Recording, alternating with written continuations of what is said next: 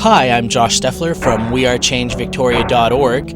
With climate change on everybody's mind, hot summers, cold winters, extreme weather events, we were lucky enough to bring acclaimed climatologist Dr. Tim Ball to the Vic West Community Center. He gave his presentation on climate change, and our great turnout really reinforced the fact that the science is not settled on anthropogenic global warming and climate change, and that people still are interested in the dialogue and the science behind climate change. Dr. Tim Ball, the acclaimed climatologist, is from Victoria. Here's what he had to say.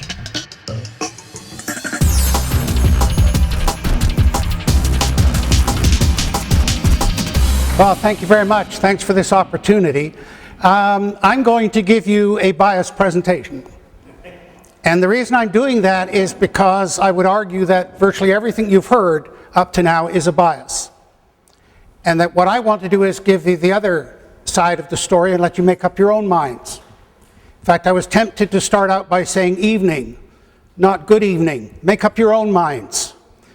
Who am I to tell you what to think? So what I want to do is to present a lot of what you're not hearing and then draw your own conclusions from that.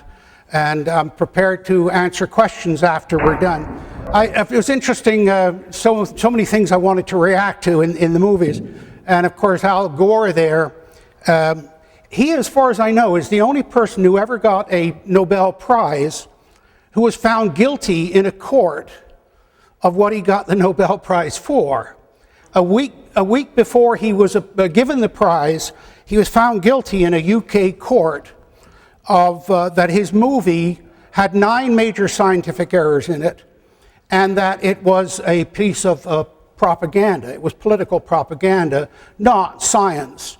And that was the judge's ruling on it. And the judge recommended, and something that I've always pushed for, said if you're going to show the movie in the schools, that's fine. But the government of England had to put out booklets for the teachers to advise the students of the problems with the movie, and that the government also had to provide them with a countervailing movie, which was the Great Global Warming Swindle, which you saw mentioned here, and which I was very proud to be part of.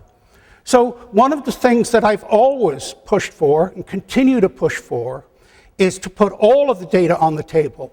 To put the data on the table in a way that the public can understand it. Because the two things that are exploited, especially in today's society, are fear, the sky is falling, Chicken Little, and people's lack of understanding and lack of knowledge. I mean, for example, in the movie there, they were talking about biodiversity. What they don't tell you is that we've only estimated to found and named 35% of all the plants and animals that are on the planet. And every year they discover far more species than they claim go extinct. The extinction numbers that David Suzuki was wandering around the country using are simply an estimate based on terribly bad science. And of course, when you challenge him and say, okay, David, name the species, and he estimates 48 a day, and I said that we should have an obituary column in the Globe and Mail naming the species that have gone extinct, that you start to get an idea of what's going on. So all I've ever asked for is an open debate. What we're really talking about as it started out, and by the way, in my career, I was in the Canadian Air Force for 9 years, 4 years chasing Russian submarines around the North Atlantic, and nobody ever told us what we'd do if we caught one. And one of the benefits of that was they taught us how to identify whale species, so we used to plot and track whales, which was magnificent. And we also had equipment that we could drop into the water and a microphone went down, so at 3 o'clock on a late morning we could listen to humpback whales singing away. So my connection with nature and the world is very profound from that point of view. I then spent 5 years search and rescue in the Arctic. Very few Canadians are even aware that this country is as big this way as it is this way. Very few Canadians have ever seen any of Canada. And when I tell you Baffin Island makes Norway look like a flatland, you start to get some idea of the lack of information. The idea that we know much about the world is, of course, profoundly wrong. Very few Canadians have ever heard of Virginia Falls up on the Nahanni River, which in height and volume is almost equal to the Niagara Falls. And I would be willing to bet that at most 300,000 people in the history of the world have ever seen that waterfall. So when we start to talk about the global village and what we know, it's profoundly wrong, profoundly wrong. And I remember on a search out of Fort Chipewyan, that an American on board whose brother had gone missing in an airplane up there. And we were out flying all morning, doing what they call a creeping line ahead. And he came up at noon into the cockpit and he was very angry. He said, "I'm going to report you to the government. You guys are just flying around in circles." We had to take the map out and show him how much we'd covered and how much we were going to cover. And then to prove it to him, we flew back to the Slave River and down back to Fort Chipewyan. His only comment when he got off the airplane was, "I'll never believe in overpopulation again." Because we never saw a road, a settlement, a single human being, yet we covered 10,000 square miles that day. And he couldn't believe that. He couldn't believe that in a country like Canada, there's that much open space. So, of course, that's a part of my introduction and my knowledge about the world. When I lost my flying category because of a hearing loss, and so I decided to go back to university, and I thought, well, I'd been teaching weather and climate to the flyers, and I was very interested in Arctic climates particularly. So I thought, climate, that's a nice quiet issue to get involved with. No great problem there. And of course, I started in 1968, and at that time, global cooling was the consensus. Now, there are people out there that have tried to say, oh, it wasn't the consensus. Well, I can tell you it was. I was not only in it, I was teaching it and researching it as well. And of course, all of the proposals about geoengineering, we've got to offset the cooling. The CIA spent millions on what was going to do to world food population or food production. And there was a guy at University of North Dakota got $2 million grant to study reduction in wheat yields, for example. And the concern with the CIA was social unrest as these countries' food supplies started to be affected. So that was my introduction to it. And of course, I can tell you, and the prediction was, oh, it's going to keep on cooling. We're heading for another ice age, and that's the thing. And of course, I was as opposed to that as I was to when it turned around in 1980 and the global temperature started going up, and everybody jumped on the trend wagon. You know, well, it's going to keep going, we're going to warm, the world's going to fry. And of course, it warmed up until 1998, since which it's been slowly cooling down and will continue to cool down, as we'll see at the end. But the initial issue was global warming, and one of the ways that you can tell that there's corruption going on is when they keep moving the goalposts. It started out as global warming, and then in the year 2000, as I'll show you, and I'll explain why, it suddenly became climate change. And of course, as I said, I was opposed to the arguments about global warming, so I was called a global warming skeptic. Now that's an interesting word, because a skeptic to the general public, it's a pejorative. You call somebody a skeptic, I don't know those people. They question everything. The fact is, all scientists are skeptics and must be skeptics. If you're not a skeptic, you're not a scientist. You never take anything at face value as a scientist. So when we started pointing this out to them, they changed. And of course, then they had the problem that the world wasn't warming anymore. Nature wasn't going along with their hypothesis. And of course, as you know, they want to control the climate. Isn't that what the politicians are telling you? We're going to stop climate change. Yeah, hello? You can't run anything. So what do you know about climate? So the switch was to climate change, and of course then, pointing out the climate always changes. Tell me something I don't know. Saying the climate changes is like saying women have babies. It's incredible. The climate's always changed, always have, always will. The question is, what's the cause of the change, and how much does it change? And most people have very little idea. But of course, when we started raising that issue, the attacks got nastier. And then we were suddenly called climate change deniers. I was first called a denier on the front page of the Times of London. Yeah, I love to toss names around. As the guy said, I hate name droppers. I was just telling the Queen last week. But this idea of climate change deniers, as I said, I was first named that about 8 years ago. And the Holocaust connotation of that word, of course, is not lost on anybody. I've never been a denier. In fact, I'm exactly the opposite. I've been going around this country for over 40 years now telling people the climate changes. Get over it. Learn about it. So how could I be a denier? But that's, of course, the pejorative of the attack. Some people have called this thing a hoax. It's not a hoax. There are hoaxes, the Piltdown hoax. Hoaxes are usually done with a sense of humor or to prick pomposity. The Piltdown skull was deliberately doctored because there was an arrogant anthropologist who said he was going to find it, and he was the most important guy in anthropology, so they set him up, and of course he fell right for it.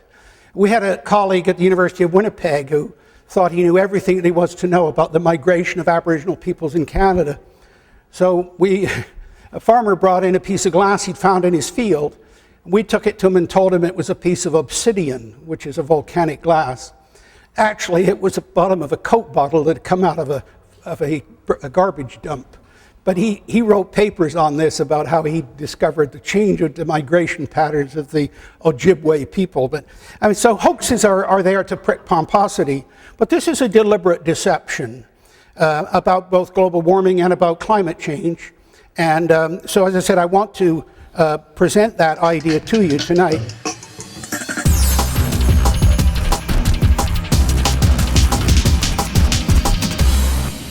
Incidentally, of course, I could say, are you enjoying global warming so far up here in the Northwest? This is a cartoon out of the Olympian. It says, okay, that's it, school's out. Have a great summer, kids. What summer? And we're hearing about all the heat. They're prepping you for telling you that July is going to be the hottest July on record. And it's rubbish. The only part of the world where it's warm is in the central and eastern part of North America. But that, of course, is the world. It's like in Canada. Toronto is the center of the universe. And I was in Calgary Airport, and the guy came on and said, we're announcing the flight leaving shortly for the center of the universe. And it was the Toronto flight. Well, the Calgary crowd went crazy. And the joke in Alberta, by the way, is how many Torontonians to change a light bulb? And the answer is one. He holds onto the bulb and the world revolves around him. So, of course, the weather is in our national media, whatever it is in eastern Canada or central Canada. And, of course, that's another part of it. It's not really central Canada at all, is it? It's Middle East. Oh, no, we can't say that. Oh, okay. But it's another example of terminology and misdirection and so on. I'll just show you what's been happening, what's been going on lately, and what's being exploited as proof of global warming or human causes.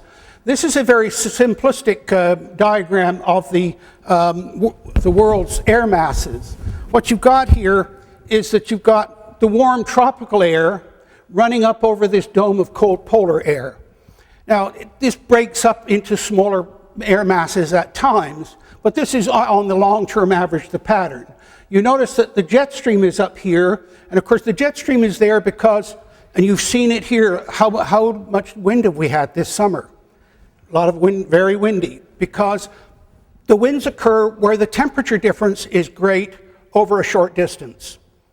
Okay? The temperature difference across that polar front, of course, is why the jet stream is up there. We've known about the jet stream since the Second World War, when they were trying to bomb Japan, and they didn't think they could go there and get back, and then they got up to altitude with the new pressurized airplanes, and they discovered the jet stream. And also at that time, in 1946, a professor by the name of Rossby determined the waves in the jet stream, which are now called Rossby waves, and they really control the pattern of weather in the middle latitudes from about 30 to 65 degrees. Incidentally, to give you an idea of the temperature difference across that polar front, one of the most rapid changes of temperature ever recorded was at Spearfish, South Dakota, January 1943. The temperature changed 27 degrees Celsius in 2 minutes. Now, the reason for that was that they were in the cold air, and the warm front moved in. Of course, the wind shift that came with that, and the temperature jumped. And so the temperature contrast. I've driven from Winnipeg to Portage and survived, and the temperature difference of about 20 degrees Celsius in that 45 kilometers as you cross that polar front.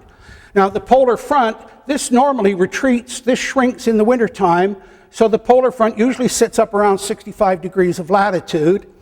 And, but in the winter, of course, it pushes south and particularly dips down over central North America. The world is cooling down, as I told you, not warming up. And as it cools down, this dome of cold air it expands. It's not shrunk as much as it would in the last 20 years. So it's tending to stay further south. So you can see that through central or through Western Canada right now. Now, waves develop in that jet stream, as I said, called Rossby waves, and they either have this kind of flow, very flat flow, zonal flow, or they have highly meridional flow. And one of the things I just mentioned, the wind, one of the things that is ignored in all the climate studies is what the wind is doing. The wind is a huge factor.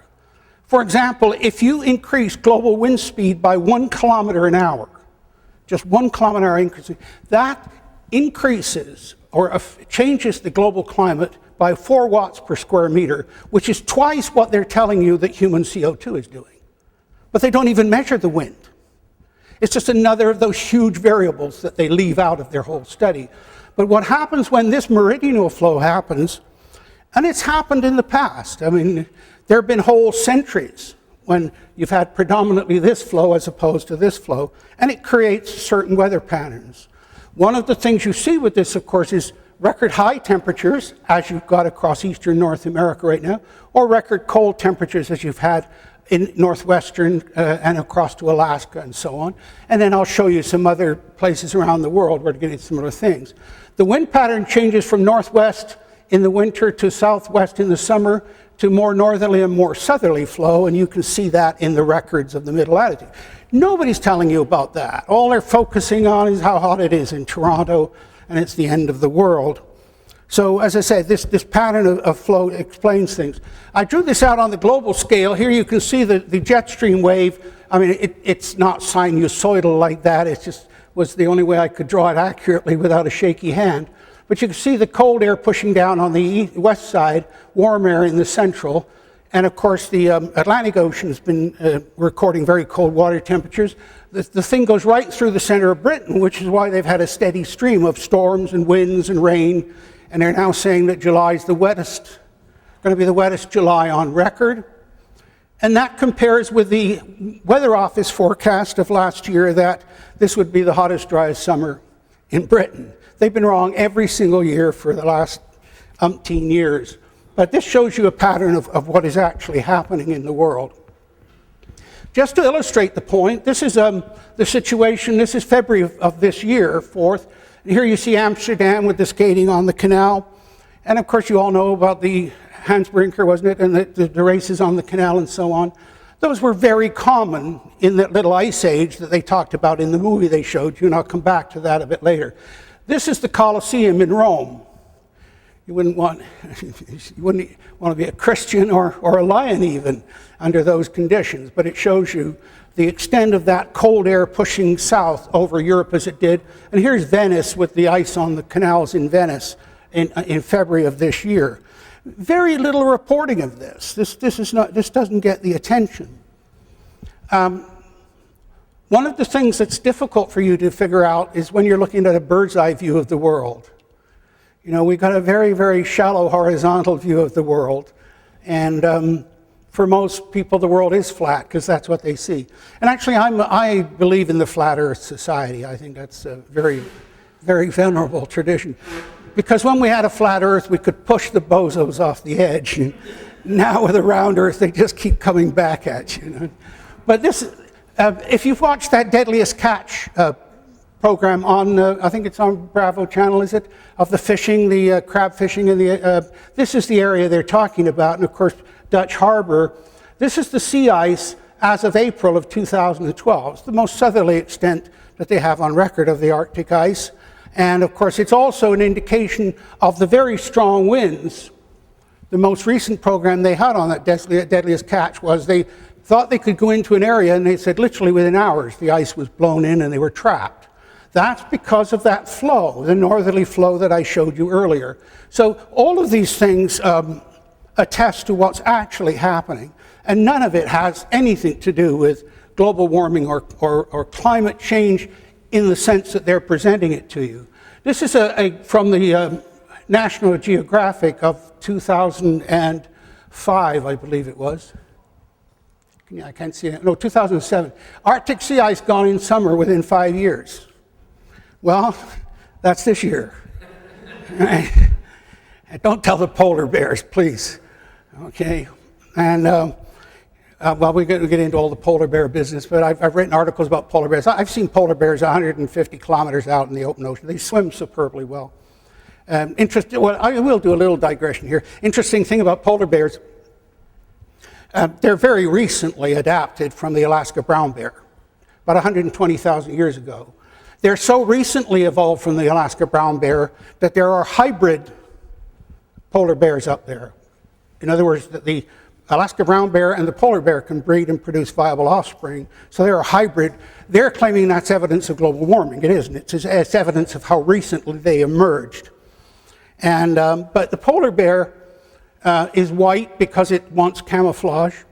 It has two distinct furs on it, one very short fur that keeps the body heat in, so much so that when I was at Churchill doing my research, there was a guy studying polar bears, and he was taking infrared images of polar bears, and they didn't show up. In other words, the retention of body heat was so efficient that they couldn't record them on infrared cameras. And one of the reasons he was doing it was he thought he could save a lot of time by flying over an area, take a picture, and he'd count the polar bears. And, so the ability of that short fur. The long fur is, of course, to offset the problem because the white short fur reflects the sunlight. I mean, if you want to survive in the Arctic, you really want to be black, right? You want to attract the heat. But, of course, that destroys your camouflage. So the long fur is hollow. The sunlight hits it, is transmitted through into the body. And because it's hollow, of course, it means that it floats. So when the polar bear is swimming, it's its long fur that's keeping it afloat. And it just paddles away for hours and hours as if it was walking on the ice. So here's the Arctic ice gone within. And by the way, well, I'll show you a bit later on, the polar bears survive much longer periods of warm weather and lack of ice. It's no secret the South Pole and Antarctica are one of the coldest places on Earth, but this year it got really cold faster than ever, breaking a 30-year-old record for the earliest temperature has dropped below minus 100 degrees Fahrenheit. That wasn't in the media at all. Never got reported. All right? But then to show you the variability that's going on in the Antarctic with that jet stream wave that I showed you, the record comes less than 4 months after an altogether different mark was set at the South Pole. On Christmas Day, the temperature officially hit minus 12.3 degrees Celsius. Now, that's hot for the South Pole. And of course, they talk about Antarctica melting. The average temperature is 24 degrees Celsius for Antarctica. So the world's going to have to warm up one heck of a lot. So start driving your SUVs, get at it. And then just last September, another significant record fell when the peak wind speed was clocked at 58 miles per hour. See, that's again related to what I showed you about that jet stream and what you're experiencing here with the waves in the jet stream and so on. Now, this is an Argentinian climatologist that I'm in contact with quite frequently, Edward Ferreira, and he says, we're having in Argentina a series of Antarctic polar waves of people shuddering. In Ushuaia, an entire neighborhood had to be evacuated because the cold froze the water pipes and so on. Again, none of this is making it's cold. That doesn't fit the mainstream media. They only want to hear about warm. And so when you start to dig in and look at what's going on around the world, you suddenly see a very different picture. Apologize for the quality of this diagram, but I want you to think about how come CO2 became the total focus of climate and climate studies. You know, when you're standing outside there, or even in this room, the weather that you're experiencing is the sum total of everything from cosmic radiation from deep space to geothermal heat coming off the bottom of the oceans and everything in between. It is an incredibly complex system. And here, this diagram, as I say, I apologize for the quality of it, but it shows the solar radiation coming in here, the ocean flux mixing in here, and all of the, I mean, this is a systems analyst's a nightmare. And you notice that right here, atmospheric composition is just one small part of it. And they've only focused on one small part of that atmospheric composition. They virtually ignore everything else, virtually. And then this is not sleight of hand. They told you, yes. Is there anything else up there that we're changing drastically? That we're changing drastically? No, the only place that you can measure human impact on climate is in the urban areas, the urban heat island. And I was measuring that in Winnipeg back in 1968. One of the courses that I had for my graduate students was I'd take them to places in Winnipeg where they were using climate data. So Manitoba Hydro, for example, the city with their street cleaning with snow. And I used to take them out to the airport and have them have a briefing as if they were going to fly a jet from Winnipeg to Vancouver. I discovered that in the wintertime, and in fact in a lot of the summer, most of the commercial aircraft are flying in the stratosphere. Okay, and I started to look into that because the exhaust from a jet in the troposphere, the gas mix is a very small amount, but when you get in the stratosphere with much thinner gases. There have been some studies done on that, and I know there was that argument that after 9/11 and they grounded the airplanes, that there was a difference in the temperature. That's been shown to be incorrect. And I'm still not convinced about the roles of aircraft in the upper air. And then we've had this argument about contrails and vapor trails and so on. I know there are some experiments going on. For example, Canada's government was involved in spreading large amounts of iron filings over the North Pacific to try and increase the absorption of CO2 into the ocean. They never gave a thought to the effect that it'd have on the ocean water or anything else. Oh, the cloud seeding in Calgary, yeah. I was involved in that. They used to do cloud seeding in Canada. It was done in Penhold, Alberta. And the idea was to reduce, it was cloud seeding to reduce hail. It was really hail suppression. And the idea was that if you could fire silver iodide into a cloud, cause the rain to occur, that would reduce the potential for hail. It didn't work. And they abandoned the project. And part of the reason is because you didn't know how much it was going to hail if you hadn't seeded the cloud. So you had no base measure for how effective you were going to be. The Soviets did huge amounts of studies on cloud seeding and so on.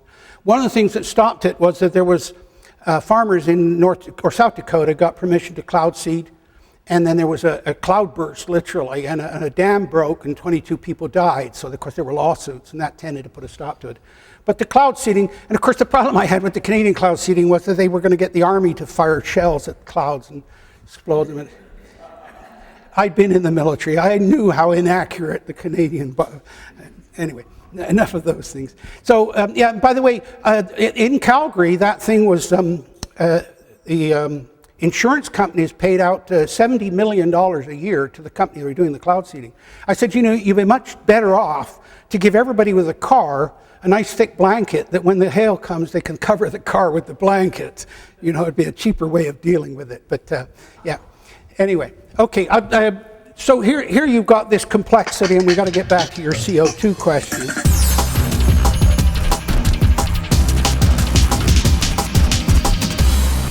The reason that CO2 is the focus is because it's a greenhouse gas.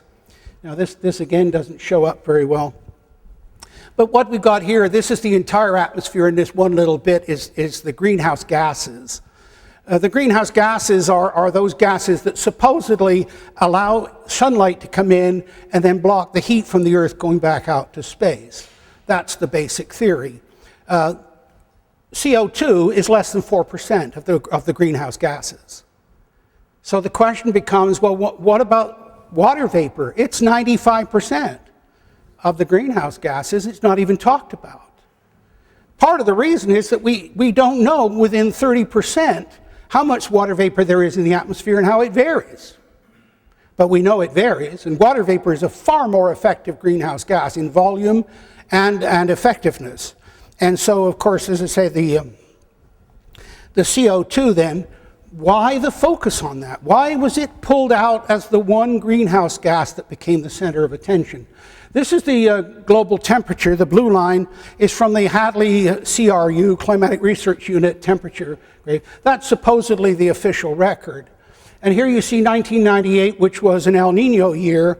And so if you really want to draw the trend from there to the present, this red line is what you put in there. The people that are arguing for human-caused global warming are saying, oh, no, you can't start there. That's an anomaly. Well, it's a natural anomaly. That's where I'll start. Thank you very much. And of course, one of the things that you can see with these graphs, as was said in the movie, the guy said, well, the temperature's gone up since when? Oh, 1862. So it depends where you start your graph and where you end your graph as to what curve you're going to get.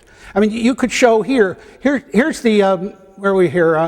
Well, 1979, we're coming out of the cooling that I mentioned post-war, and then the warming, of course, up to here, and now it's cooling again, and we'll come back to that. But you can see short periods of cooling and warming. The trends are changing all of the time, and depending on where you pick the beginning and the end determines what happens. Now this is here's that blue line that I showed you on the last graph with the El Nino event and the trend put on it. This is the University at Alabama at Huntsville. That's their satellite data. I'm not a great fan of the satellite data. The satellite came in the 1970s, 78 or so, and you remember in Canada, they brought in the satellite and they shut down a lot, they used that as an excuse to close down a lot of weather stations so they could spend the money on climate change. But they suddenly discovered the satellite couldn't see an awful lot of things. It couldn't see through cloud, it couldn't tell you if it was snowing or raining or even if it was precipitating. It couldn't give you wind speeds and on and on and on. And the images were so bad in the early days, they had to draw the outline of the provinces onto the map so you could see what you were looking at. But the satellite supposedly came in and offered you some solutions. In fact, what they're telling you with that satellite data, that's the temperature at 14,000 feet. So they measured down through the atmosphere, and then with that old thing, the old mathematical model, they average out the temperature. But you know what? When I was teaching at the University of Winnipeg, there was a Dr. Ben Hogg there, and he was interested in nuclear physics and had been hired by the Canadian government to study the impact of nuclear explosions. You remember they were talking about strontium-90 in the milk and all of those scare things about nuclear explosion. And I was talking to him one day, and he said, oh yeah, we were looking at the atmosphere and distribution of this stuff. He didn't know that the atmosphere is twice as high over the equator as it is at the poles. Now, how many people in this room know that? That at the poles it's about 7 kilometers high, and at the equator it's 18 kilometers high. There's two reasons. One, of course, is mainly the heat. It's a gaseous envelope, therefore the hot air expands, but it's also due to the rotation of the Earth, a centrifugal effect, okay? It's the combination of those things. So when they tell me this is the average at 14,000 feet, you say, well, is that over the pole or over the equator? It makes a big difference, okay? But this is, what I wanted to show you is that these are the Intergovernmental Panel on Climate Change. That's their predictions of what should be happening. Now, they don't call them predictions. They did for the first two reports they did, 1992 and 1995, they were predictions. But then they were so wrong that they gave up calling them predictions. They started calling them scenarios. Okay? And so, oh, well, we produced these scenarios. Well, their scenario is that this is what the temperature should be right now with the maximum trend, and this is what it would be with their minimum scenario. You notice that what's happened is it doesn't even match the minimum trend. Now, I don't know about you, but I know that in science, if your prediction is wrong, your hypothesis is wrong. Period. Period. And instead of going back and looking at their hypothesis and their models, they're saying, oh, no, it's, we got it wrong. We don't know what we're talking about. We're paid by the oil companies and all that. I wish I was. Oh, I'd love to have some of their money. Oh, God.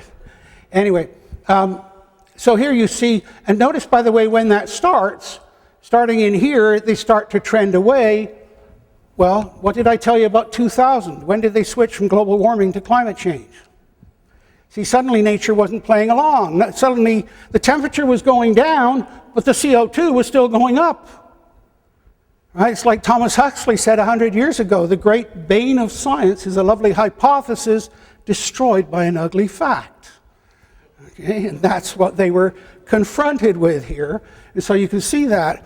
Now, what's driving those temperature predictions or scenarios of theirs? The answer is, it's all based on CO2.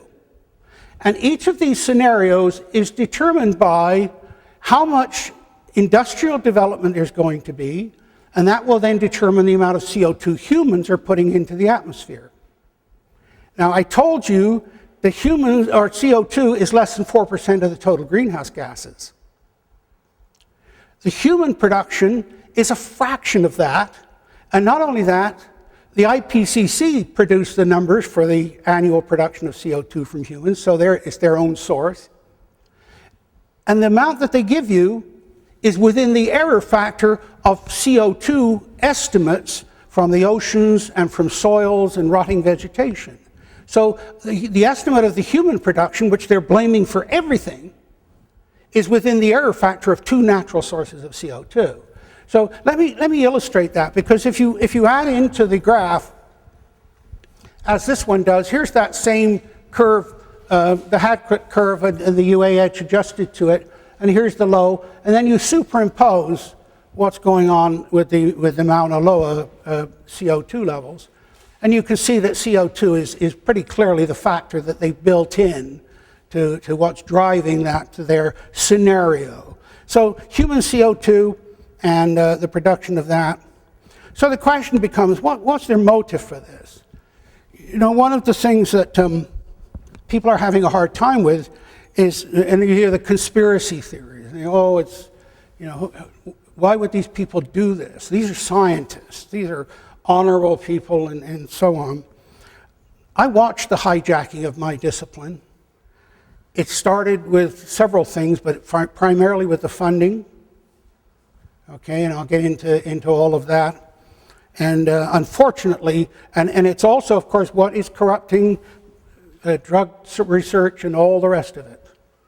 You know, it's all in the amount of funding you're getting. And of course, now in a university where it used to be publish or perish, now it's publish and how much funding are you bringing in? Because if you're bringing in a lot of funding, you are going to get promoted rapidly and you're going to be high profile, not only to your colleagues, but to the university. Because you see, about 25 or 30 years ago, the government started cutting funding to universities, and the universities suddenly realized they could take 35 to 40% off the top of any grant that a colleague or academic got. And they gave a perfectly reasonable argument for it. They said, hey, we're providing you with an office and a lab and heat and light, and you've got to pay for that. So we're taking 35% minimum off the top of every grant. Well, of course, that just inflated the grant, but it made that faculty member who was bringing in that money extremely important. Okay? And I can give you dozens of stories about that. But here's the thing I want to show you. You saw it in the movie. I didn't realize you were going to see that. But the Club of Rome is searching for a new enemy to unite us. That's a very common theme, you know, that you look for an enemy to unite people. I've always said that if the Arabs wanted to defeat Israel, all they have to do is leave them alone. Right? I mean, if you've ever been to Israel, the hostilities within that nation are unbelievable. I mean, when you take the Sabras, the native-born Israelis, with those that have come in from Eastern Europe and the hostilities between them and so on, but of course they've got this common enemy that unites them. And Idi Amin did it with the East Asians, they're shopkeepers and stealing your money. You always find a boogeyman or a boogie person. So they were looking for a common enemy to unite us with the idea that the threat of global warming would fit the bill. The real enemy then is humanity itself. I don't know if you noticed that in that there's an underlying theme in the extreme environmentalism of anti-humanity. Just get the people off the planet, it'd be a great place to live. Okay. Now, I was familiar with that concept because many of the academics would say, get the students out of the university, it'd be a great place to work. But it really is a very strong, I can give you some quotes of people. And Prince Philip, well, he was said, they say, if you come back, he said, I want to come back as a deadly virus and eliminate a lot of the people. And I'd say, yeah, fine, I'll allow that as long as you start with the monarchy. Okay. Yeah, it's off with their heads, exactly. But of course, that's the issue with I won't get into the overpopulation issue, but that's the driving force, of course, is that the world's overpopulated. It's simply taking the Malthusian 19th century idea that he said the world's going to outgrow the food supply, and of course that's been proven to be absolutely wrong. And the Club of Rome took it and said it's going to outgrow all of the resources, and it will do it at an even greater rate because of technological development. I'll just mention it very briefly here, but what's interesting is that in those countries with technology and development, the birth rate drops significantly. It controls, and it's called the demographic transition.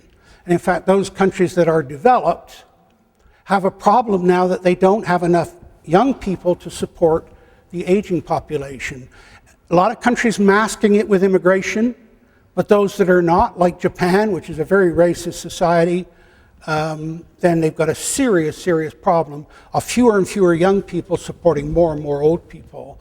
And Sweden, even Quebec, is offering bonuses to couples that have more than 2 children. Italy's been offering a bonus for about 10 years at least now.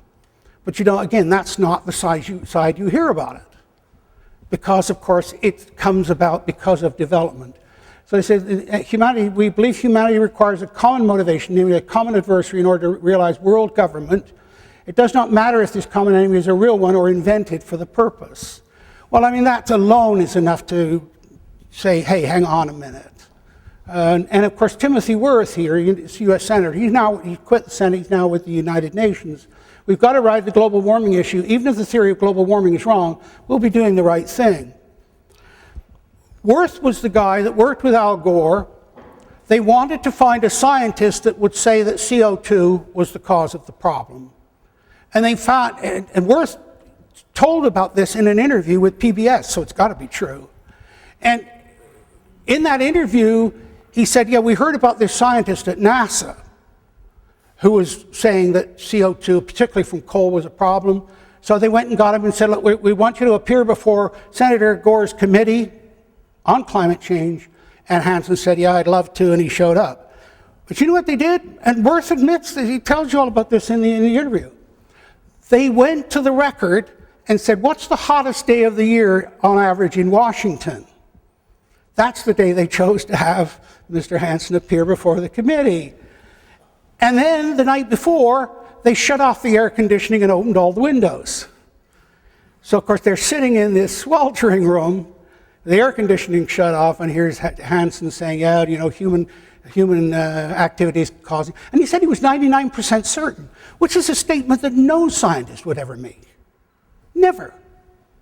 But that's what he did. And of course, Worth is the one that arranged all of that. So that was 1988, by the way. It was the beginning of the debacle.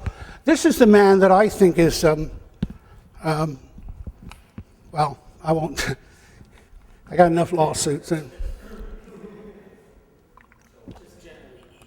Yeah, Maurice Strong. He's a farm boy out of Oak Lake, Manitoba. An area that I know very well because I was on the Manitoba Water Commission. We were down there looking at the impacts of droughts and water supply. And I've talked to people that went to school with him, that worked with him, that worked for him. And none of them have a nice word to say about him, except they say he's an incredibly manipulative person. And of course, he left school at 15, went to the US, made a lot of money as an industrialist, and then decided that his socialist background, which came, by the way, from a very legitimate reason, the prairies in the 20s and 30s was, you know, it was the foundings of the CCF, and then which became the NDP. So there's very legitimate reasons for those conditions. But this is Maurice Strong, and he was interviewed by Elaine Dewar.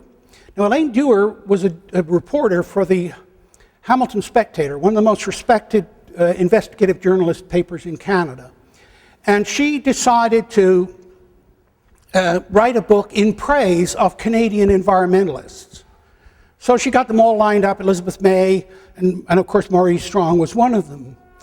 And in the interview, which occupies 20% of the book, and the book's called Cloak of Green, because Elaine Dewar, to her credit, found that her thesis of these people are great people doing great things, she decided by the end of it that they were more corrupt than the corporations they were attacking, that they were more devious. And so she wrote a complete condemnation of them. I spoke to her about 3 years ago and said, "You got to do an update on the book." She said, "I wouldn't go near it. I've been so viciously and nastily attacked because of it." And so it's very hard to get copies of her book, by the way, Cloak of Green. But in that book, she asked Maurice Strong about what was the problem with the planet, and he said, he did it in a hypothetical way. He said the problem for the planet are the industrialized nations, which was, of course, an idea that had been developing in the Club of Rome, as I showed you.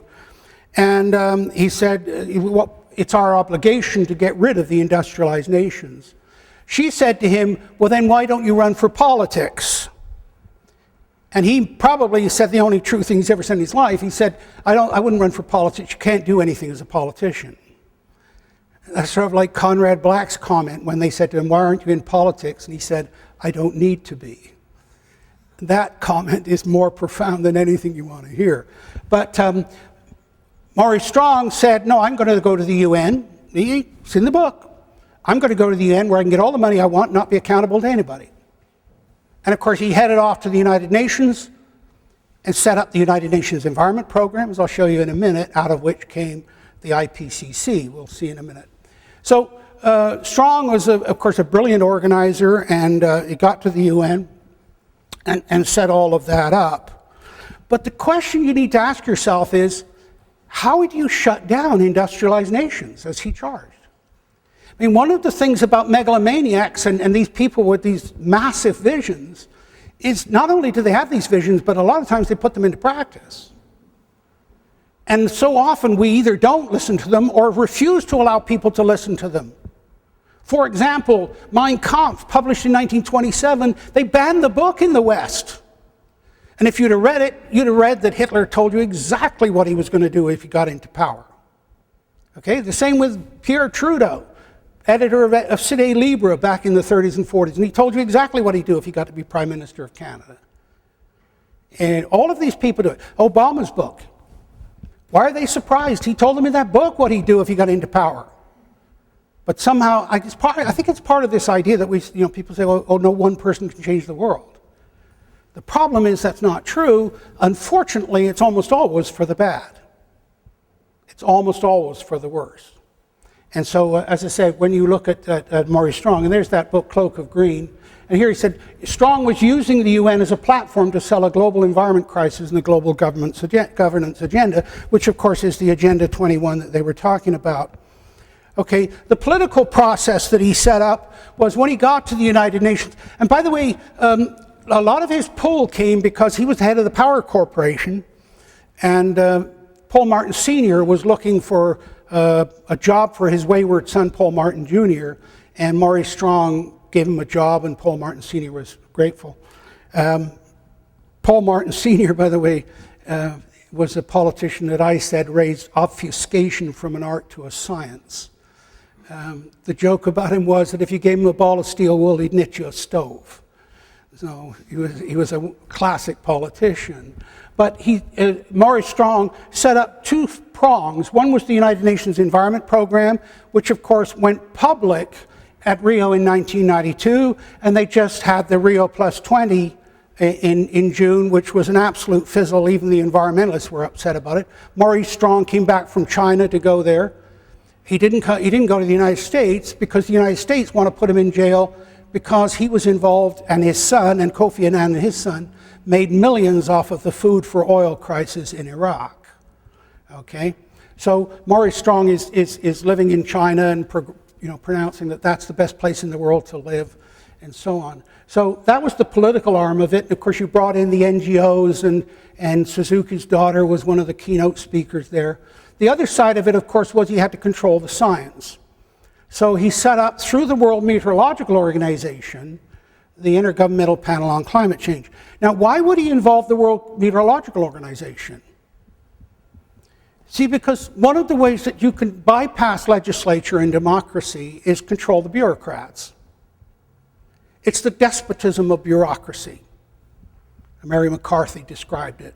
And so Maurice Strong knew that every nation is a member of the WMO, but the people that go to it are the bureaucrats from Environment Canada or from the NOAA, the National Oceanographic Administration, and so on. And so by controlling the bureaucracies, then these people decide who's going to serve on the IPCC. And not only that, but they control the funding for the research. You see, in Canada, research goes through Social Sciences and Humanities Council through an arm's length from government agency. Science research goes through the Federal Research Council, deliberately designed to keep it. But all climate research went through Environment Canada. All of it. $6.8 billion, according to the Auditor General, in a 5-year stretch. Okay, where did they get that money? Well, they said, oh, we've got the satellite now, we don't need the weather stations, started closing the weather stations. We've got less weather stations in Canada now than we had in 1961. Okay, it's a disaster. But this is why it was done, and of course it was all done through this. Now, here's the interesting thing. They talked about Agenda 21, here's Principle 15, and of course this is in order to protect the environment, the precautionary approach will be widely applied by states according to their capabilities. Where there are threats of serious or irreversible damage, lack of full scientific certainty shall not be used as a reason for postponing cost-effective. The precautionary principle is the idea, well, shouldn't we do it anyway? But you can see here, according to their capabilities. So applied by the states of court, that's where, well, if you're a poor nation, you don't have to do it. Only the rich nations have to do it. So this is part of that equalizing of the blame, and or assigning the blame, and then equalizing it with, well, the wealthy nations will fix it. And then, of course, who decides what a threat is, where the threats are? I mean, as I told the parliamentary committee on the ozone issue, I could stand up there all day and speculate with scientific facts on threats to the planet. Which ones are you going to deal with? The one that I presented to them, by the way, was I threw out my speech and I said, how many of you members of parliament know that the Earth is slowing down in its speed of rotation, scientific fact? The Earth's magnetic field has been weakening for 1,000 years. If it continues to weaken at the current rate, there'll be no magnetic field in 130 years from now. And in the historic record, when there's no magnetic field, there's massive extinction of species on the planet. I want to know what my government's planning to do about this. It's no coincidence that books like Richard Dawkins about Darwin and God is Dead are part of the general debate.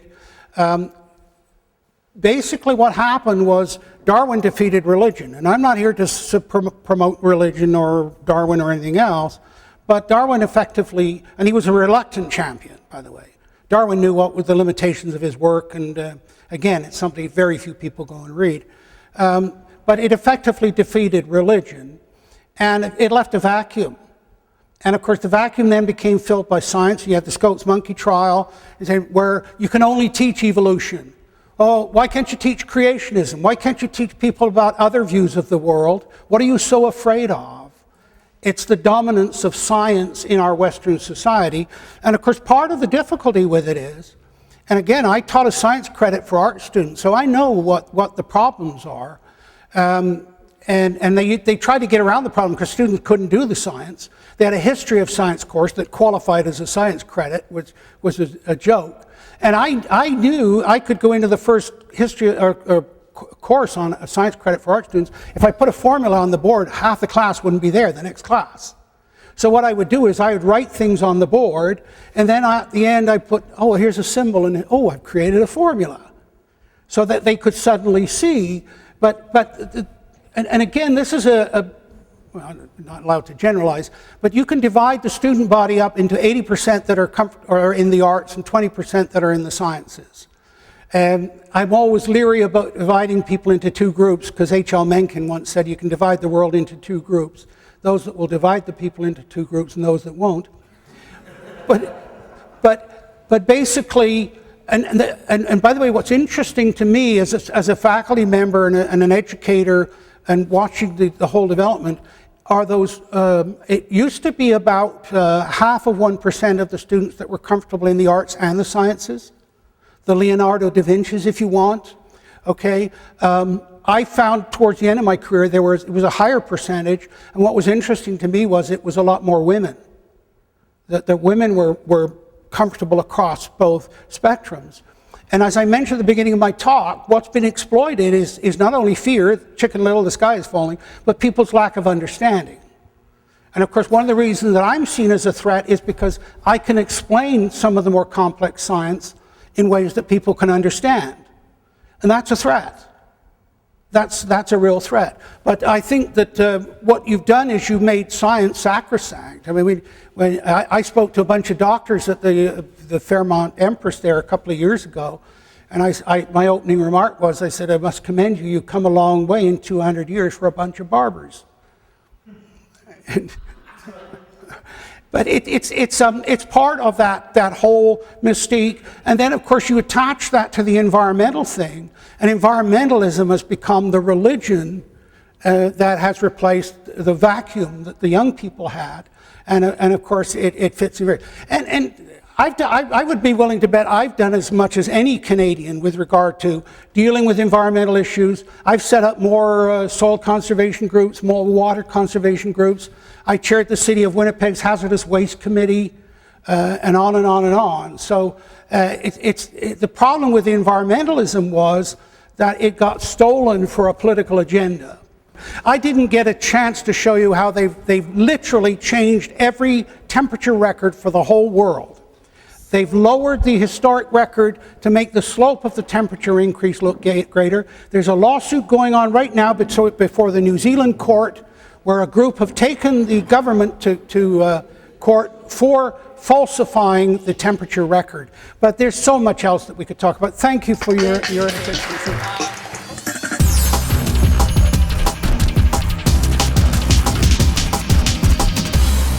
Due to time constraints, Dr. Tim Ball was not able to finish his presentation because of the intense interest and complexity of climate science and the discussion that was going on. But we plan on bringing Dr. Tim Ball back to the Vic West Community Centre in the future. Do you have an opinion? Do you have questions for Dr. Tim Ball? Do you have questions for We Are Change Victoria? We want to hear your voice. Visit us at wearechangevictoria@gmail.com or our website, which is wearechangevictoria.org, or you can find us at Facebook at We Are Change Victoria. I'm Josh Steffler with We Are Change Victoria.